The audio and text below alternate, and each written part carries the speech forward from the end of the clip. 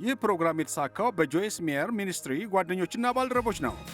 እኔን እዩኝ። እግዚአብሔር አይጥልም። እምነታችሁን ካላጣችሁ እግዚአብሔር አይጥልም።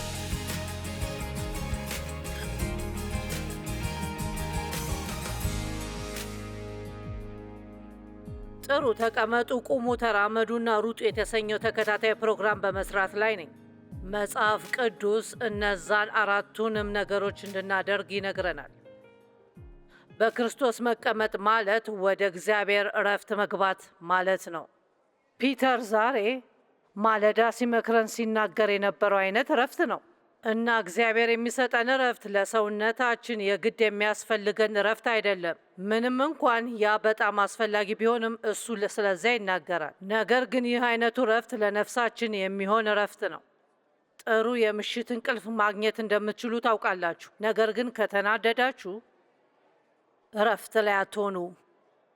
ለሽርሽር ጉዞ መሄድ ትችላላችሁ፣ ነገር ግን በሙሉ ጊዜያችሁን የምትጨንቁ ከሆነ እረፍት ላይ አይደላችሁ። እና ሁሉም ነገር ይህ እንዳያመልጣችሁ፣ የምናገረው ነገር ሁሉ ከእረፍት ቦታ መከናወን አለበት።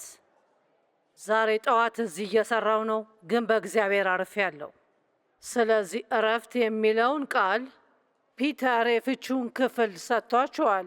ነገር ግን በግሪክ መዝገበ ቃላት ውስጥ እግዚአብሔር የሚሰጠን እረፍት ከስራ እረፍት ሳይሆን በስራ ላይ ያለ እረፍት እንደሆነ ይናገራል። ምን ያህሎቻችሁ በስራ ውስጥ ያሉ ልጆቻችሁን በእረፍት ውስጥ ማሳደግ ትፈልጋላችሁ? ስንቶቻችሁ በዚህ የእብድ ዓለም ውስጥ መኖር እንዲችሉ ትፈልጋላችሁ? ግን በእረፍት ውስጥ በማድረግ መጨነቅና ስለ ሁሉም ነገር ማሰብ ሳይኖርባችሁ። እንዴት ነው ፖልና ሊሳ ይህን ቤተ ክርስቲያን ከዮኤል ጋር በእረፍት መምራት ማድረግ ትፈልጋላችሁ? እና ስለ ቤተ ክርስቲያን እንኳን የምትቸገሩት ብዙ ነገሮች አሉ። እንደምታውቁት ወደ ቤተ ክርስቲያን የሚመጡት የተጎዱ ሰዎች ናቸው። አሜን። እናም ብዙ ሰዎች የሚረዱት የሚመስለኝ ክርስቶስን መቀበል እና ከዚያ አንድ ነገር ማድረግ እንደሚያስፈልጋቸው ነግሯቸዋል። ከእግዚአብሔር ዘንድ ህልም ወይም ራዕይ ያገኛሉ። እናም ወዲያው ከጥቂት ሳምንታት በኋላ ሩጫቸውን መጀመር ይፈልጋሉ። ግን ገና መቀመጥ እንኳን ካልተማራችሁ ያንን ማድረግ አትችሉ። ማይክ በእውነተኛ ፍጥነት የምትሮጥ ከሆነ አንድ ስዕል የሺህ ቃላት ዋጋ አለው። ምሳሌ እሰጣቸዋለሁ። ይህ የእኛ ሰራተኛ ፓስተር ማይክ ሼፓርድ ነው። ስለዚህ ማይክ ብትተኛ ያለኝን ኃይል ተመልከቱት። እኔ ራሴ ይህን እሰራ ነበር፣ ግን ሌላ ሰው እንዲያደርግ አሁን ወስኛለሁ። ስለዚህ ህፃናት በመጋደም ይጀምራሉ። ሁላችንም ወደ መንግስቱ ስንመጣ ተጋድመን ነው። አብቅቶላችኋል፣ አልቆላችኋል። በራሳችሁ ምንም ማድረግ አትችሉም። ህይወታችሁ የተመሰቃቀለ ነው። እግዚአብሔር ይረዳችሁ ዘንድ ያስፈልጋችኋል። እንደ ህፃን ክርስቲያኖች በመጋደም ነው የምንጀምረው። ለእኛ ብዙ ነገር የሚያደርግ ሰው እንፈልጋለን። ትልቁ ችግር የሚሆነው ለ30 ዓመት ድናችሁና አሁንም በመጋደም ላይ ናችሁ። አሜን። አሁን ፓስተር ማይክ አንተን ከዛ ቦታ ለመሮጥ ስትሞክር ማየት እፈልጋለሁ።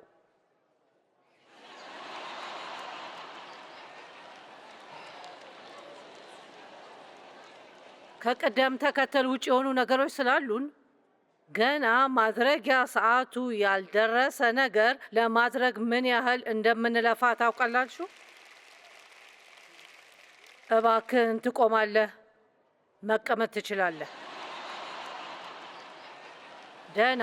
አሁን የተወሰነ ለውጥ እያመጣን፣ ይህ በክርስቶስ ማን እንደሆናችሁ ማወቅና ወደ እግዚአብሔር እረፍት እንደገባችሁ ያሳያል። ለምሳሌ በክርስቶስ የተቀመጡ ሰዎች ሌሎች ሰዎች ስለ እነሱ ምን እንደሚያስቡ ያስጨንቃቸው። ያ ትልቅ እፎይታ አይደል? እንዴት ነው አሁን ልባችን አይሆንም ብሎ እየጮኸ ይሆናል ማለት ማቆሚያ ጊዜ ነው። አው ዋው! ሰማሁ አንድ ዋው! ታውቃላችሁ፣ ሁሉንም ሰው ደስተኛ ማድረግ እንዳለባችሁ ከማሰብ ይልቅ የመንፈስ ቅዱስን አመራር ተከትላችሁ እሱ ደስተኛ እንድትሆኑ ለማድረግ መፍቀድስ? እና ልጆች ይጋደማሉ። መጀመሪያ ማድረግ የሚማሩት ነገር መቀመጥ ነው። ከዛም ዳዴ ይላሉ፣ ከዛም ይራመዳሉ፣ ከዛም ይሮጣሉ። እሺ አሁን ተነሳና መቆም ትችላለህ። አንድ ክርስቲያን እንዲቆም ተነግሮታል። እናም ዛሬ የምንነጋገረው ስለዚያ ነው። በእያንዳንዱ የህይወት ማዕበል ውስጥ ጠንክሮ ስለመቆም እንነጋገራለን። የእኔ ነጥብ እናንተ በምትቆሙበት ጊዜ በውስጡ እንዴት እንደምትቀመጡ ካላወቃችሁ መቆም አትችሉ። ከእኔ ጋር መሆናችሁን ማረጋገጥ እፈልጋለሁ። እሺ አሁን ተራመድ። በሁለተኛው አገልግሎቱ ስለ መራመድ እንነጋገራለን። አሁን ሩጥ። እሺ ወደ መቀመጫ መመለስ ትችላለህ። ኢየሱስ ሞቶ ከተነሳ በኋላ መጽሐፍ ቅዱስ ሁል ጊዜ እንደተቀመጠ ይገልጻል። በዙፋኑ ላይ የተቀመጠው ወደ ሰማይ አረገ፣ በአብም ቀኝ ተቀመጠ። እግዚአብሔር ጠላቶችን ለእግር መርገጫ እስካደርግል ድረስ መጥተ በቀኝ ተቀመጥ ያለው ከመላእክት የትኛው ነው? አያችሁ፣ በክርስቶስ እንዴት መቀመጥ እንዳለባችሁ ከተማራችሁ ጠላቶቻችሁን ለእግራችሁ መረገጫ ያደርጋችኋል። ዲያብሎስን ለመዋጋት ምርጡ መንገድ በእግዚአብሔር እረፍት ውስጥ መቆየት ነው። ሰምታችሁኛል? ዲያብሎስን ለመዋጋት ምርጡ መንገድ በእናንተ ሰላም ላይ መቆየትና በእግዚአብሔር እረፍት ውስጥ መቆየት ነው። መልካሙ ዜና ኤፌሶን 2:6 በክርስቶስ ኢየሱስ በሰማያዊ ስፍራ ከእርሱ ጋር አስቀመጠን ይላል። እኔ ከትናንት ምሽት ትንሽ አጭር መግለጫ እየሰጠው ነው፣ ካልሆነ ግን ይጠፋባቸዋል። አሁን በዚህ ሰዓት በሁለት ቦታዎች ላይ ነኝ። በዚህ መድረክ ላይ እዚህ ነኝ፣ እየዞርኩ ነው። ነገር ግን በውስጤ ከክርስቶስ ጋር በሰማያዊ ስፍራ ተቀምጫለሁ። ይሄ ለእኔ ከ40 ዓመታት በፊት ስጀምር ከነበረው ምን ያህል ቀላል እንደሆነ ልነግራቸው አልችልም። እናም ሁሉም ስለማስተላለፈው መልእክት ምን ያስባሉ ብዬ ያሳስበኝ ነበር። ከእግዚአብሔር ትክክለኛው መልእክት አለኝ፣ ትክክለኛው ነገር አለኝ ብዬ እጨነቅ ነበር። እና በፈጣሪ እኔ እየሰበኩ የሆነ ሰው ቤት ያለ ጥቂት ቀናት ስቃይ ነው የሚሆንብኝ እንዴ! ግን አያችሁ፣ አሁን ያንን አላደርግም። ትላንትና ማታ በስብከቴ መካከል የሄዱ 4 ወይም 5 ሰዎች ነበሩ። እንደ በፊቱ አላስብም። ምናልባት አንድ ሰው ጥሩ ስሜት እየተሰማው አልነበረም ይሆናል ብዬ አሰብኩ። ወደ እግዚአብሔር እረፍት እንዴት እንደሚገባ ስታውቁ በትክክል ማሰብ ትችላላችሁ። ሁልጊዜ ወደ አሉታዊ ነገር አትሄዱ፣ ወደ አዎንታዊ ትሄዳላችሁ እና በጣም ጥሩን ታምናላችሁ። ዛሬ ጠዋት ስለ መቆም ማውራት አለብን፣ ምክንያቱም ሁላችንም ብዙ መቆም ስላለብን እንደ ክርስቲያኖች ጠንክረን በመቆም በሕይወታችን ውስጥ ስለሚያስፈልጉን እድገቶች እግዚአብሔርን እንጠብቃለን። እናም እነሱ ይመጣሉ። እግዚአብሔር አይዘገይም፣ ግን እሱ ብዙ ጊዜ ቀድሞ እንደማይመጣ አስተውያለሁ። ስለ እግዚአብሔር ያንን ያስተዋለ ሌላ ሰው አለ? አንዳንድ ጊዜ አታጉረምርሙ። በመጨረሻው ደቂቃ ላይ ብቅ ማለት ከቻልክ በዚህ ነገር ውስጥ ሁሉ እንዳላልፍ ከ3 ወር በፊት ይህንን ማድረግ ያልቻልከው ለምንድን ነው? ከዚህ በኋላ በዚህ ነገር ውስጥ አላልፍም የምንልበት ነጥብ ላይ እስክንደርስ ድረስ በእነዚህ ነገሮች ውስጥ ሁሉ እንድናልፍ ያደርገናል። ከእግዚአብሔር ጋር ካለኝ ልምድ የተነሳ እግዚአብሔር መምጣቱ እንደማይቀር አውቃለሁ። መቼ እንደሆነ አላውቅም፣ ግን እሱ እንደሚመጣ አውቃለሁ። ስለዚህ ወደፊት እሄዳለሁና በመጠባበቅ በሕይወቴ እደሰታለሁ።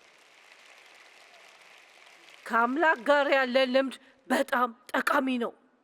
በመጀመሪያ እናንተ ዝም ብላችሁ እየሰማችሁ ሌሎች ሰዎች ልምዳቸውን እየነገሯችሁ ነው። ግን የራሳችሁን ልምድ ስታገኙ ማንም ከእናንተ የማይወስድባችሁን ነገር ታገኛላችሁ።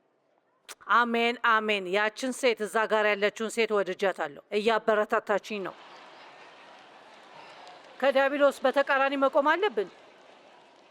እሱ ውሸታም ነው። እናም በክርስቶስ ላለው ማንነታችሁ ለተጠራችሁት ነገር አስፈላጊው ነገር ነው። ዛሬ ጠዋት ይህን መልእክት እያጠናው ነበር። እዚሁ ወንበር ላይ ተቀምጬ ቡናዬን እየጠጣው ወደ 11 ሰዓት ከሩብ አካባቢ። ታውቃላችሁ፣ ሲደክማችሁ ዲያብሎስ እናንተ ሊጠቀምባችሁ የሚሞክርበት ቀላል ጊዜ ነው። እሺ፣ ስለዚህ ትናንት ማታ ሰበኩኝ። ወደ ቤት ሄድን። በፍጥነት ለመተኛት ሄድን። ዛሬ ጠዋት ተነሳው። ዛሬ ጠዋት ከእንቅልፌ ነቃው። 11 ሰዓት መስሎኝ ነበር እና ነገሮችን ማድረግ ጀመርኩና 10 ሰዓት ነበርና ሃሌሉያ አልኩ። ለሌላ 1 ሰዓት ወደ መኝታ መለሳለሁ ብዬ አሰብኩ። ያ ልክ ትልቅ ስጦታ እንደማግኘት ነበር። ግን እያጠናው ነው እና እንደዛ እያደረግኩኝ ያለ ሹክሹክታ ሰማሁ። ዲያብሎስ ዝም ብሎ ሹክሹክታ ያሰማል፣ ከየት እንደመጣ ሳይታወቅ። ያንቺ ማብቂያ ይመስለኛል። ስብከትሽ እንደ ቀድሞ ጥሩ አይደለም። እና እያችሁ ከእግዚአብሔር ጋር ልምድ ስላለኝ ዲያብሎስ መሆኑን አውቄ ነበር። እግዚአብሔር ነው ብዬ አላሰብኩም ነበር። ለአንድ ሰከንድ እንኳን አላመንኩትም ነበር። አሜን። እና ማን እንደሆናችሁ ስታውቁ ነው ወደ እግዚአብሔር እረፍት መግባት የምትችሉት። እግዚአብሔር እንዴት እንደሚሰራ ታውቃላችሁ። እና እግዚአብሔር እንዳበቃልኝ ሊነግረኝ እየሞከረ ቢሆንም መጥቼ ለመስበክ በማጥናት መሀል ላይ ያለው እንደዛ አያደርግም ነበር። ብዙ ሰዎች በተደጋጋሚ እየተታለሉ ስለሆነ የሰይጣንን ውሸቶች ማወቅ አለብን። ምንም እውነት ያልሆኑ ነገሮችን ያምናሉ። ነገር ግን የሆነ ነገር ካመናችሁ እውነት ባይሆንም እንኳን ለእናንተ እውነት ይሆናል። ለዲያብሎስ ውሸታም ነህ ዝም በል ማለትን ተማሩ። አሜን። አሁን ያ የሚያስቅ አይደለም። አንቺ አብቅቶልሻል። ስብከትሽ እንደ ቀድሞ ጥሩ አይደለም። ታውቃላችሁ፣ እንደውም ሁልጊዜ እየተሻለ ነው የሚመጣው። ይህን የምለው በእምነት እንጂ እንደ ትዕቢት ወይም እንደ ኩራት መግለጫ አይደለም። ነገር ግን ማመን አለባችሁ። እናም ጥሩ አስተሳሰብ ሊኖራችሁ ይገባል። እናም በእግዚአብሔር እመኑ እና በሕይወታችሁ እያደረገ ያለው ነገር ትክክል እንደሆነ እመኑ። በእግዚአብሔር ፈቃድ ውስጥ ነኝ። በእግዚአብሔር ፈቃድ ውስጥ እንዳለው አውቃለሁ።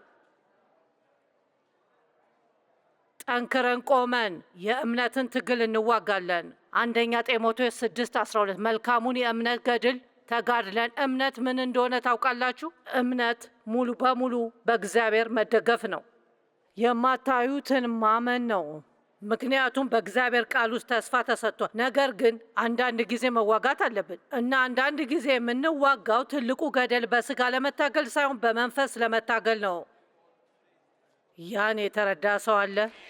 ለምሳሌ ያገባችሁትን ሰው መለወጥ አትችሉም። ያንን ውጊያ እንኳን ለመዋጋት አትሞክሩ። ለእነርሱ መጸለይ ትችላላችሁ፣ ግን እግዚአብሔር እንዲለውጣቸው ብቻ ጸልዩ። እግዚአብሔር እናንተንም እንዲለውጣችሁ ጸልዩ። እና ለምትጸልይለት ሰው የበለጠ ችግር ሊኖርብኝ ይችላል ለማለት ትሁቱን በሉ እንጂ በመንፈስ ተዋጉ። መልካሙን ፍልሚያ፣ የእምነት ፍልሚያ ተዋጉ። ሁለተኛ ጢሞቴዎስ 4:7 መልካም ገድል ተጋድያለሁ ሩጫውንም ጨርሻለሁ ይላል። ያንን ነው ማድረግ የምፈልገው፣ ሩጫዬን መጨረስ። ልጆቼ ይህን ስናገር አይወዱም። ነገር ግን በእውነት እግዚአብሔር ሲወስደኝ ተስፋ የማደርገው እየሰበኩ እንዲሆን ነው። ያ ሌሎች ጥሩ አይሆንም፣ ግን እኔ እፈልጋለሁ። ማለቴ ያ ጥሩ አሟሟት አይመስላችሁም? የተጠራችሁለትና ልታደርጉት የምትወዱትን ነገር በማድረግ ብቻ ያ አሪፍ ይሆናል ብዬ አስባለሁ። ታውቃላችሁ። እና ደግሞ ምንም አይነት ህመም አልፈልግም። አንዳንድ ሰዎች ዝም ብሎ ህመም ሳይኖራቸው እንደሚያልፉት አድርግልኝ ብዬ ለእግዚአብሔር ነግሬዋለሁ። ሩጫችንን ለመጨረስ ጠንካራ መሆን አለብን። ነገር ግን ምንም ነገር እነዚህ የተቀሩትን ሁሉ አይከሰቱም። ከጠላት ተቃራኒ መቆም አትችሉም። የእምነትን መንገድ መራመድ አትችሉም። እስከ ከሰዓት በኋላ ጠብቁ። መጽሐፍ ቅዱስ የሚነግረን ብዙ ነገር አለ። በፍቅር መመላለስ፣ በእምነት መመላለስ፣ በሰላም መመላለስ፣ በክርስቶስ የሄደበትን መንገድ መመላለስ። መራመድ ያለብን እርምጃ አለ። በህይወታችን ውስጥ የምናደርጋቸው ሁሉም ውሳኔዎች መቀመጥ እንዳለብን ካልተማርን በስተቀር እነዚህን ማድረግ አንችልም። ታውቃላችሁ፣ ምክንያቱም መራመድ ስትጀምሩ ትወድቃላችሁ። እና በክርስቶስ እንዴት መቀመጥ እንዳለባችሁ ካላወቃችሁ በምትወድቁበት ጊዜ ሁሉ ትኮነናላችሁ። በክርስቶስ ማን እንደሆናችሁ ካወቃችሁ ያንን ሁሉ ዥንብር አልፋችሁ መነሳት ትችላላችሁ። መራመድ ጀምሩ። ስንቶቻችሁ ስህተት ሰርታችሁ ያለምንም መኮነን አልፋችሁ ሌላ ስህተት መስራት ትፈልጋላችሁ? ጌታ ሆይ ማረን። ያንን በማድረግ የብዙ ዓመታት አባክኛለሁ። ታውቃላችሁ፣ በዮሐንስ ምዕራፍ 5 ላይ አንድ ሰው አለ። እኔ ብዙ ጊዜ ስለ እሱ አወራለሁ፣ ምክንያቱም እሱ በአንድ ቦታ ላይ 38 ዓመታትን ተኝቶ ነበር። አንድ ሰው መጥቶ እንዲያደርግለት እየጠበቀ ነበር። ዮሐንስ ወንጌል ምዕራፍ 5 ከቁጥር 1 እስከ 8 በኢየሩሳሌም ነበር የቤተ ሳይዳ ፑል የምትባል ገንዳ እና በቤተ ሳይዳ እንዳለ ገምታለሁ። እርሱም 5 በረንዳዎች ነበሩት። በዓመት አንድ ጊዜ መልአክ መጥቶ ውሃውን ያስነሳልና መጀመሪያ ወደ ውሃ ውስጥ የገባ ሁሉ ተአምር ያገኛል። እናም እነዚህ የታመሙ ሰዎች፣ እውሮች፣ አንካሶች፣ አካለ ጉዳተኛ ሰዎች በሚቀጥለው ዓመት ማን ተአምር እንዳገኘ ለማየት በዚያ ገንዳ ዙሪያ ይተኛሉ። ኢየሱስም ወደዚያ ቀረበና ለስንት ጊዜ በዚህ ተኝተ ኖሯል ብሎ ጠየቀው። ለ38 ዓመታት። 38 ዓመታት። አንዳንዶቻችሁ ልክ እንደ ማይክ እዚህ እንደተጋደሙ ለ38 ዓመት ያህል ተኝታችሁ ከሆነ በሉ እንጂ ዛሬ ለመነሳት ጊዜው አሁን ነው። እናም ኢየሱስ ስለ ጉዳዩ ሊጠይቀው በጀመረ ጊዜ ኢየሱስ ለምን ያህል ጊዜ እንደቆየ ያውቅ ነበር። አዲሱ መደበኛው መጽሐፍ ቅዱስ እንዲያውቅም ሊያስደነግጠው ፈለገ ብሏል። እኔ አሁን በጥቂቱ ለማድረግ እየሞከርኩ ያለሁት ያንን ነው። በድንጋጤ ወደ ማገናዘብ የማይረባ ተራራ ዙሪያ ለስንት ጊዜ ኖራችኋል?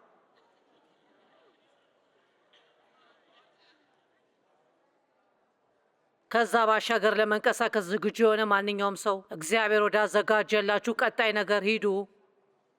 እናም ኢየሱስ ሊጠይቀው ሲጀምር የተናገረው ይህን ነው። እሱም ጌታ ሆይ መልአኩ መጥቶ ውሃው በተነሳ ጊዜ በመዋኛ ገንዳ ውስጥ የሚያኖረኝ የለኝም እና ሁሉም ሰው ሁል ጊዜ ይቀድመኛል። ቆይ አንድ ሰው ያንን ሊረዳ ይገባል። ለራስ በማዘን ስሜት የተሞላ ነበር።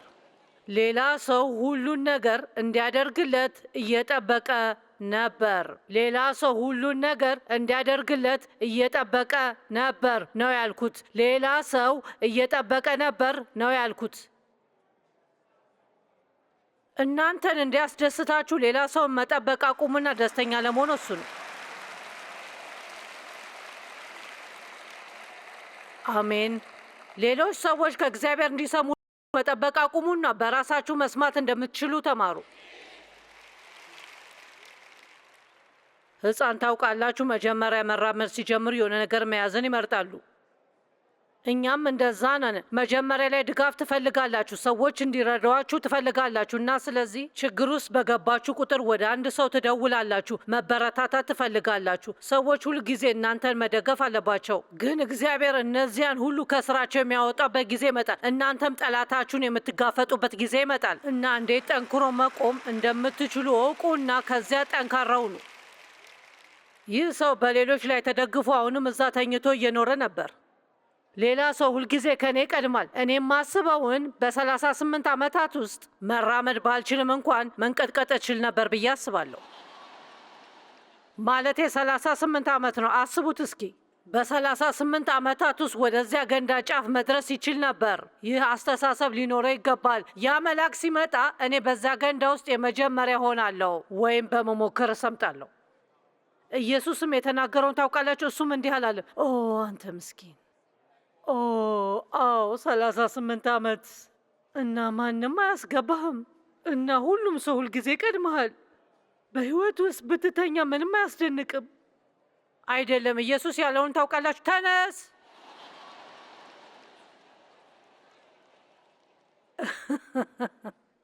ተነስ። በመጽሐፍ ቅዱስ ውስጥ ትልቅ የቃል አጋኖ ምልክት አለ። ከዚያም አልጋህን አጽዳና ከአንተ ጋር ውሰድ አለ። ወድጄዋለሁ። እግዚአብሔር እንድንነሳ ብቻ ሳይሆን ለብዙ ዓመታት ምንም እንዳንሰራ ያደረጉን ነገሮች እንድናጸዳዳ ይፈልጋል።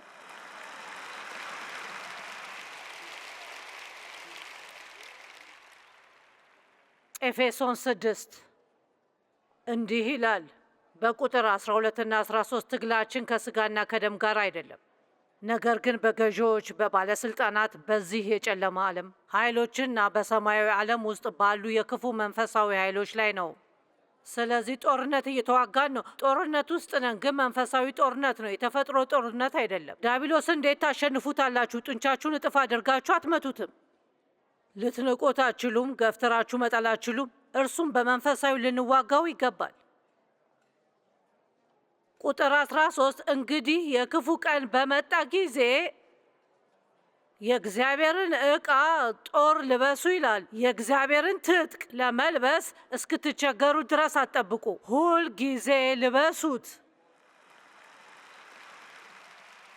እግዚአብሔርም የሚሰጠን ትጥቅ መንፈሳዊ ትጥቅ ነው። እንደ ባላባት የሚለበስ የጦር ልብስ አይደለም። እውነት ነው። መጽሐፍ ቅዱስ የእውነትን ቀበቶ አጥብቁ ይላል። መሬትን በምትቆምበት ጊዜ የእውነት ቀበቶ አጥብቅ። ይህ ማለት ከመቼውም በበለጠ በእግዚአብሔር ቃል ጽና ማለት ነው። ምንም ነገር ለእናንተ እየሰራ በመሰላችሁ ጊዜ ከመቼውም ጊዜ በላይ በእሱ ላይ ጽኑ። ጠላት ከእናንተ እንዲሰርቃችሁ አትፍቀዱለት። በሮሜ 8 ላይ አንዳንድ ጊዜ ለመታረድ የሚወሰዱ በጎች እንመስላለን የሚለውን እወደዋለሁ። ነገር ግን በእነዚህ ሁሉ ነገሮች መካከል እኛ ከአሸናፊዎች እንበልጣለን። ወደ መታረድ የሚነዳ በግ ስትመስሉ ያንን ማስታወስ አለባችሁ። አንዳንዶቻችሁ አሁን እዚህ ቦታ ላይ ናችሁ። ለምታውቁት የአማኝ ላልሆነ ሰው ድል እንዳገኛችሁ ስትነግሩት ያበዳችሁ ነው የሚመስላቸው። ምክንያቱም ለእነሱ የምትመስሉት ከዚህ ውስጥ አንዳቸውም አይሰሩም። አሜን። ዲያብሎስ እንድታምኑ የሚፈልገው ያንን ከዚህ ውስጥ አንዳቸውም አይሰሩም። ጊዜያችሁን እያባከናችሁ ነው። ያኔ ነው የእውነትን ቀበቶ ታጠብቁና የእኔ እድገት ይመጣል፣ እግዚአብሔር ታማኝ ነው ትላላችሁ።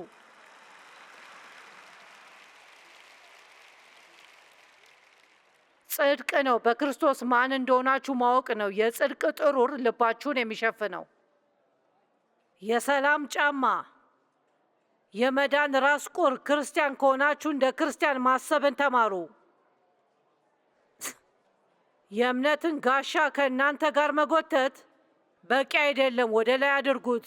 እነዛ የእሳት ጦሮች ሲመጡ ታነሱታላችሁ። ዛሬ ጠዋት ያደረግኩት ዲያብሎስ አልቆልሻል፣ ስብከትሽ ለቀድሞ ጥሩ አይደለም ሲለኝ በመንፈስ እምነት ጋሻዬን አነሳው። ውሸታም ወዲያውኑ ማጥናቴን ቀጠልኩ። አሜን። እነዚህ ነገሮች እነግራችኋለሁ ምክንያቱም ከአምላክ ጋር ምንም ያህል ጊዜ ብትሄዱ ታውቁ ዘንድ ስለምፈልግ። ጠላት አሁንም ሊዋሻችሁ ይሞክራል። ትንሽና በመካከል ራቅ ያለ ይሆናል ግን ስለዚህ አስባለሁ አስደናቂ እንደሆነ ከነዚያ ሁሉ ዓመታት በኋላ ከሰበኳቸው በሺዎችና በሺዎች የሚቆጠሩ ስብከቶች በኋላ እንደውም ለምን በጥናቴ መካከል እንደዚህ ያለ ነገር እንዴት እሰማለሁ? ምክንያቱም ሰይጣን ውሸታም ነው። እናም ሁል ጊዜ እናንተ አሁን ይህን ስሙ፣ ራሳችሁ እንድትጠራጠሩ ማድረግ ይፈልጋል። እዚህ 3 ደስተኛ ሰዎች አግኝተናል። ካልተጠነቀቃችሁ እኔ እንድደሰት ታደርጉኛላችሁ።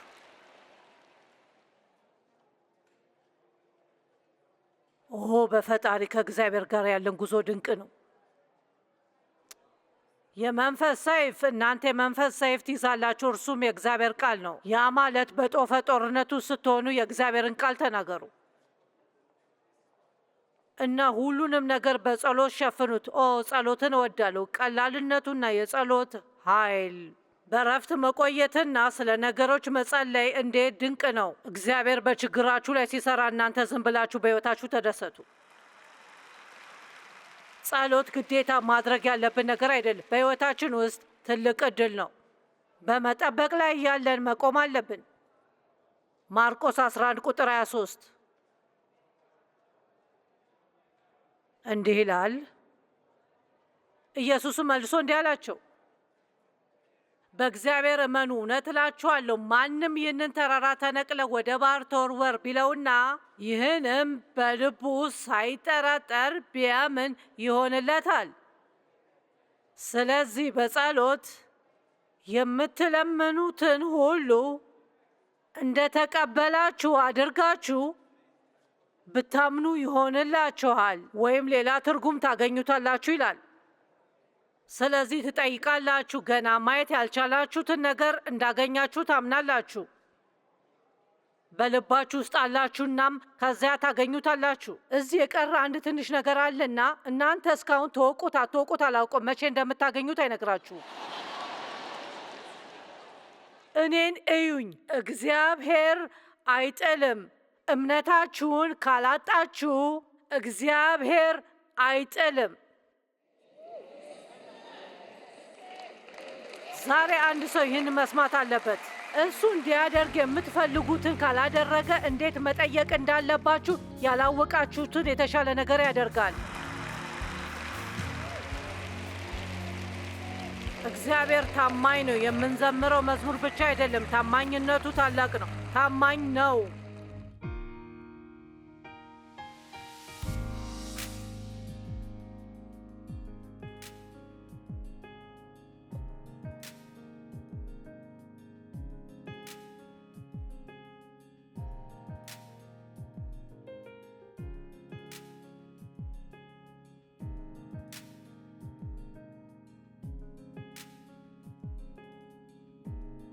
ይህ ፕሮግራም የተሳካው በጆይስ ሜየር ሚኒስትሪ ጓደኞችና ባልደረቦች ነው።